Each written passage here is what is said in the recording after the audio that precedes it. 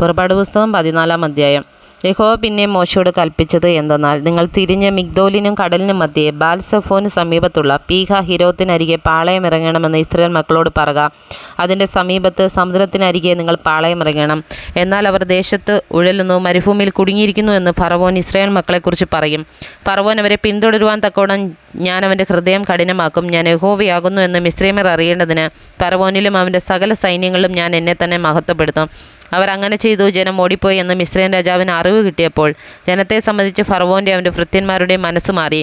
ഇസ്രായേല്യരെ നമ്മുടെ അടിമവേലയിൽ നിന്ന് വിട്ടയച്ചു കളഞ്ഞല്ലോ, നാം ഈ ചെയ്തത് എന്തെന്ന് അവർ പറഞ്ഞു. പിന്നെ അവൻ രഥം കെട്ടിച്ച് പടജനത്തെയും വിശേഷപ്പെട്ട 600 രഥങ്ങളെയും മിസ്രയീമിലെ സകല രഥങ്ങളെയും അവയ്ക്ക് വേണ്ടുന്ന തേരാളികളെയും കൂട്ടി. യഹോവ മിസ്രയീം രാജാവായ ഫറവോൻ്റെ ഹൃദയം കഠിനമാക്കിയതിനാൽ അവൻ ഇസ്രായേൽ മക്കളെ പിന്തുടർന്നു. എന്നാൽ ഇസ്രായേൽ മക്കൾ യുദ്ധസന്നദ്ധരായി പുറപ്പെട്ടിരുന്നു. ഫറവോൻ്റെ എല്ലാ കുതിരയും രഥവും കുതിരപ്പടയും സൈന്യവുമായി മിസ്രയീമ്യർ അവരെ പിന്തുടർന്നു. കടൽക്കരയിൽ ബാൽസഫോന് സമീപത്തുള്ള പീഹ ഹിരോത്തിനരികെ അവർ പാളയം ഇറങ്ങിയിരിക്കുമ്പോൾ അവരോട് അടുത്തു. ഫറവോൻ അടുത്തു വരുമ്പോൾ ഇസ്രായേൽ മക്കൾ തല ഉയർത്തി മിസ്രയീമ്യർ പിന്നാലെ വരുന്നത് കണ്ട് ഏറ്റവും ഭയപ്പെട്ടു. ഇസ്രായേൽ മക്കൾ യഹോവയോട് നിലവിളിച്ചു. അവർ മോശയോട്, മിസ്രയീമിൽ ശവക്കുഴി ഇല്ലാഞ്ഞിട്ടോ നീ ഞങ്ങളെ മരുഭൂമിയിൽ മരിപ്പാൻ കൂട്ടിക്കൊണ്ടു വന്നത്? നീ ഞങ്ങളെ മിസ്രയീമിൽ നിന്ന് പുറപ്പെടുവിച്ചതിനാൽ ഞങ്ങളോട് ഈ ചെയ്തത് എന്ത്? മിസ്രയീമ്യർക്ക് വേല ചെയ്യുവാൻ ഞങ്ങളെ വിടണമെന്ന് ഞങ്ങൾ മിസ്രയീമിൽ വെച്ച് നിന്നോട് പറഞ്ഞില്ലയോ? മരുഭൂമിയിൽ മരിക്കുന്നതിനേക്കാൾ മിസ്രയീമ്യർക്ക് വേല ചെയ്യുന്നതായിരുന്നു ഞങ്ങൾക്ക് നല്ലതെന്ന് പറഞ്ഞു. അതിന് മോശ ജനത്തോട്, ഭയപ്പെടേണ്ട, ഉറച്ചു നിൽപ്പിൻ. യഹോവ ഇന്ന് നിങ്ങൾക്ക് ചെയ്യുവാനിരിക്കുന്ന രക്ഷ കണ്ടുകൊള്ളുവിൻ. നിങ്ങൾ ഇന്ന് കണ്ടിട്ടുള്ള മിസ്രയീമ്യരെ ഇനി ഒരു നാളും കാണുകയില്ല.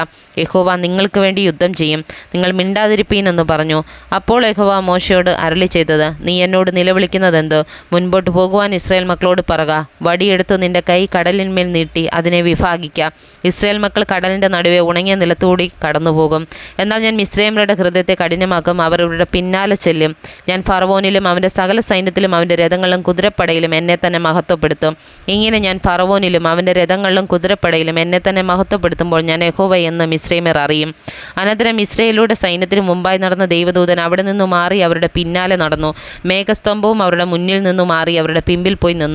രാത്രി മുഴുവനും മിസ്രയീമ്യരുടെ സൈന്യവും ഇസ്രായേലുടെ സൈന്യവും തമ്മിൽ അടുക്കാതെ വണ്ണം അത് അവയുടെ മധ്യേ നിന്നു. അവർക്ക് മേഘവും അന്ധകാരവുമായിരുന്നു, ഇവർക്കോ രാത്രിയെ പ്രകാശമാക്കി കൊടുത്തു. മോശ കടലിന്മേൽ കൈനീട്ടി. യഹോവ അന്ന് രാത്രി മുഴുവൻ മഹാശക്തിയുള്ള ഒരു കിഴക്കൻ കാറ്റുകൊണ്ട് കടലിനെ പിൻവാങ്ങിച്ചു, ഉണങ്ങിയ നിലമാക്കി. അങ്ങനെ വെള്ളം തമ്മിൽ വേർപിരിഞ്ഞു. ഇസ്രായേൽ മക്കൾ കടലിൻ്റെ നടുവിൽ ഉണങ്ങിയ നിലത്തുകൂടി നടന്നുപോയി. അവരും അവരുടെ ഇടത്തും വലത്തുമായി വെള്ളം മതിലായി നിന്നു. മിസ്രയീമ്യർ പിന്തുടർന്നു. ഫറവോൻ്റെ കുതിരയും രഥങ്ങളും കുതിരപ്പടയും എല്ലാം അവരുടെ പിന്നാലെ കടലിൻ്റെ നടുവിലേക്ക് ചെന്നു. പ്രഭാതയാമത്തിൽ യഹോവ അഗ്നിമേഘ സ്തംഭത്തിൽ നിന്ന് മിസ്രയീമ്യ സൈന്യത്തെ നോക്കി മിസ്രയീമ്യ സൈന്യത്തെ താറുമാറാക്കി.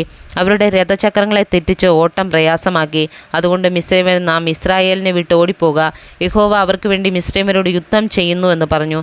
അപ്പോൾ യഹോവ മോശയോട്, വെള്ളം മിസ്രയീമ്യരുടെ മേലും അവരുടെ രഥങ്ങളിന്മേലും കുതിരപ്പടയുടെ മേലും മടങ്ങി വരേണ്ടതിന് കടലിന്മേൽ കൈ നീട്ടുക എന്ന് കൽപ്പിച്ചു. മോശ കടലിന്മേൽ കൈനീട്ടി. പുലർച്ചയ്ക്ക് കടൽ അതിൻ്റെ സ്ഥിതിയിലേക്ക് മടങ്ങി വന്നു. മിസ്രയീമ്യർ അതിന് എതിരായി ഓടി. യഹോവ മിസ്രയീമ്യരെ കടലിൻ്റെ നടുവിൽ തള്ളിയിട്ടു. വെള്ളം മടങ്ങി വന്ന് അവരുടെ പിന്നാലെ കടലിലേക്ക് ചെന്നിരുന്ന രഥങ്ങളെയും കുതിരപ്പടയെയും ഫറവോൻ്റെ സൈന്യത്തെയും എല്ലാം മുക്കിക്കളഞ്ഞു. അവരിൽ ഒരുത്തൻ പോലും ശേഷിച്ചില്ല. ഇസ്രായേൽ മക്കൾ കടലിൻ്റെ നടുവെ ഉണങ്ങിയ നിലത്തുകൂടി കടന്നുപോയി. വെള്ളം അവരുടെ ഇടത്തും വലത്തും മതിലായി നിന്നു. ഇങ്ങനെ യഹോവ ആ ദിവസം ഇസ്രായേല്യരെ മിസ്രയീമ്യരുടെ കയ്യിൽ നിന്ന് രക്ഷിച്ചു. മിസ്രയീമ്യർ കടൽക്കരയിൽ ചത്തടിഞ്ഞു കിടക്കുന്നത് ഇസ്രായേല്യർ കാണുകയും ചെയ്തു.